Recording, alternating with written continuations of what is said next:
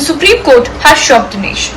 Once a guardian of animal rights is now in a move that defies its own past judgment. It has ordered that the stray dogs in Delhi NCR be removed by any means within just 8 weeks. In 2015, the same court emphasized humane treatment under Prevention of Cruelty to Animals Act. It ordered that the sterilized dogs be returned back to their original localities. But now, will the stray dogs be just packed, lifted and thrown away? Let's talk about numbers now.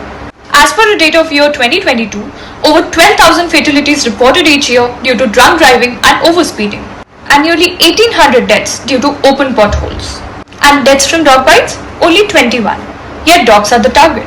Delhi NCR doesn't even have a single municipal shelter. No allocated land, not even enough funds. No monitoring, no safeguards provided. How will it actually work?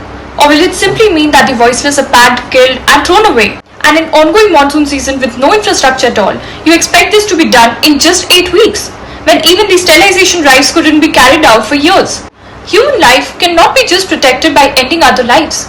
The answer to dog bites cannot be just slaughter. It's compassion, planning and peaceful coexistence. Engaging with those who work for these animals will help build solutions for both animals and humans. This is the land of Mahatma Gandhi, the land of Vasudhaiva Kutumbakam, where the world is one family. Gandhiji once said that the morality of a nation can be judged by the way it treats its animals. So ask yourself, what does this decision say about us as a society? And is silence still an option?